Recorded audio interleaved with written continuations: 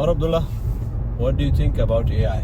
Do you think that AI can take over a human being or entire world? I don't think so. Why not? I mean, the people who are creating these AI, they know that AI has great potential. Yeah. So I think they will set guardrails and limitations within the AI. It could be that it somehow overcomes these limitations, but I highly doubt it.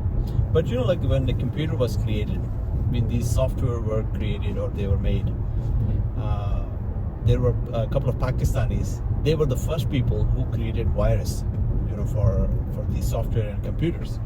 So some people, those who could be safeguarding AI and all that, but there could be some evil people. The intelligent people are there everywhere.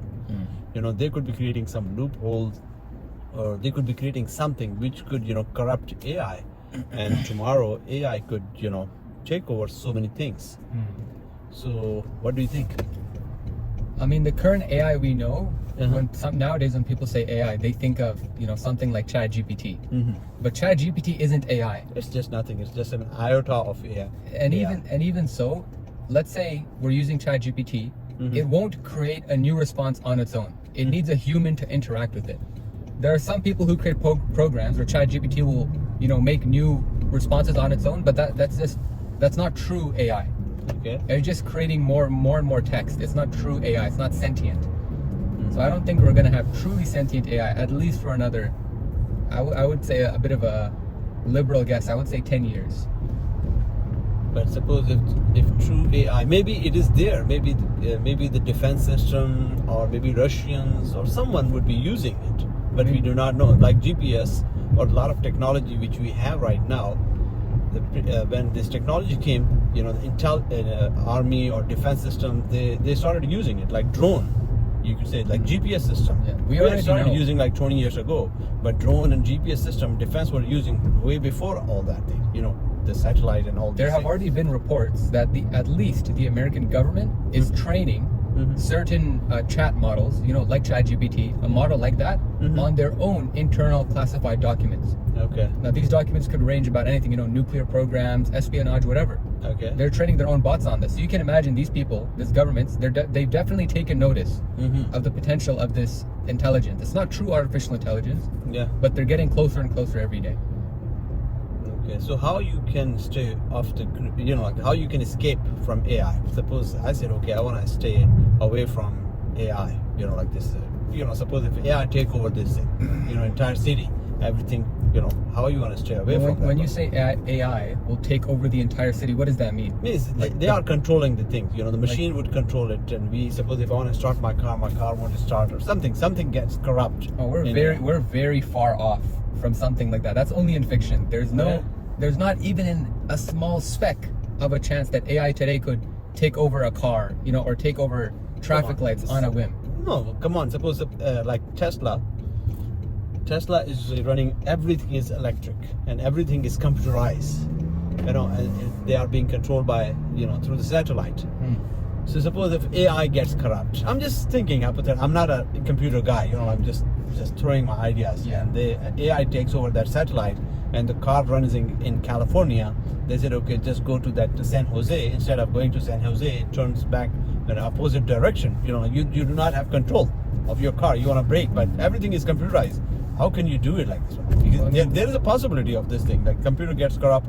Suppose you're typing A, but it's typing nothing, or it's typing something else. It happens in the virus. Like you open, I remember like 20 years ago, there was a virus that you open browser, there's a link, then it will start opening 20 browser, 30 browser. You will close one browser and it will open 20 different browsers. So at the end of the day, either you do control or delete or kill that session, or just reboot the computer. There was a virus. So suppose if it happens today, what are you going to do? That's a good question, but what happens within a computer is very different from a real life system like a car. Even though Elon Musk's Tesla cars, even though they do have computers in them, the engineers have programmed that this car is not going to, even if it somehow gets corrupt, the most it would do is shut down. No, it's not corrupted. Like instead of computer controlling, AI would start controlling this car. It's impossible right now. There's too many variables in real life for an AI to predict. Over Okay. text, when I'm chatting with AI, the only thing it's thinking about is the text. But Okay. in real life, you have to look at the road, you have to look at other drivers, you have to look at the weather, vision. There's so many things. Quality of my tires, you know, how fast I'm currently going. It's too much for an AI to handle. Not even AI, because that doesn't exist. It's too much for our system, for a chat model to handle, because it's not trained in that But chat aspect. model is something else. But the intelligence behind that one, suppose if they connect some computer program with AI start generating code by itself. It's not chat then. So chat is just like a small thing. But there are I have heard and I've read that even AI is writing program by itself. I mean, AI can write programs, but it can't truly create a program by itself. For example, you can use AI to create a game, for example, ping pong, Okay. from scratch. Okay. But the AI doesn't know if the game will work or not until a human play tests it and then says, okay, you know, this part of the game is buggy. So AI cannot remove the bug. AI I mean, cannot. you can try right now. You can use, you know, GPT-4 to code a game for you, and inevitably, even though it's AI, there will be some mistakes it makes, just Okay. because coding is so complex. Okay. It will make some mistakes, and it won't realize it's made those mistakes.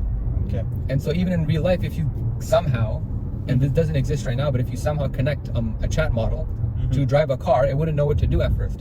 Okay. It would take countless hours of training with human guidance and assistance before any sort of AI or any sort of model can learn to drive a car. Okay. So what do you think? Because I know that you've think been there's working two- with AI too. You know, you're interacting quite heavily and deeply. So we should get involved, and we should get involved with AI and trust AI, and we should we should use in everyday life, or no?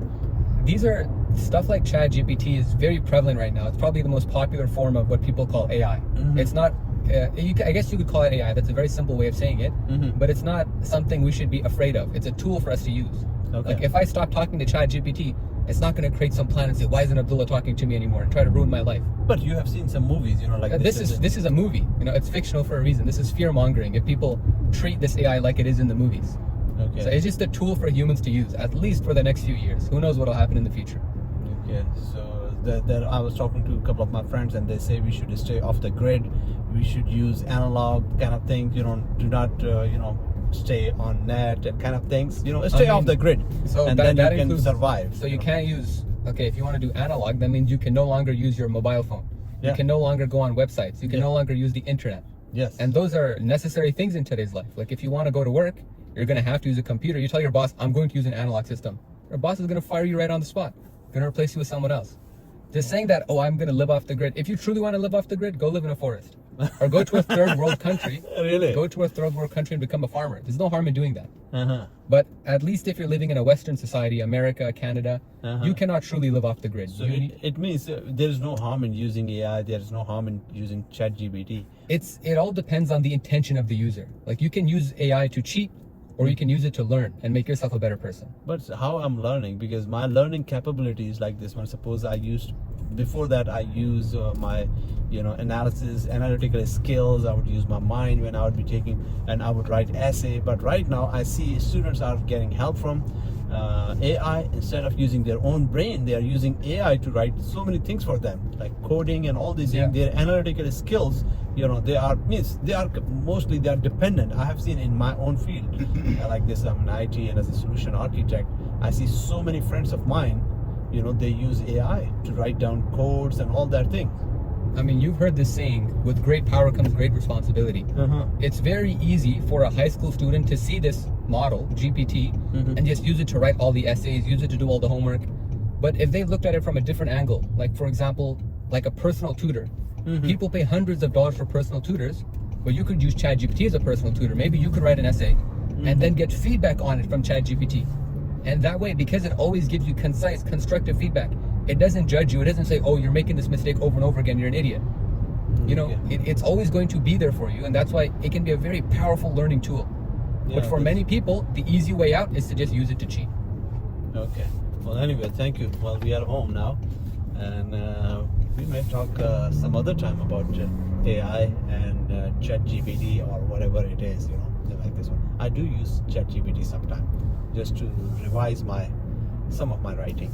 It's a very good tool. And these are not for my professional emails, just to let you know. Because I have my own way of writing, so I don't want to send something, machine generated thing, and I do not trust putting my information in AI, you know. So that's the thing. But anyway, it's nice talking to you, Abdullah. Of course. We are at home now. Just it's a prayer time too. Asr prayer. Assalamu alaikum.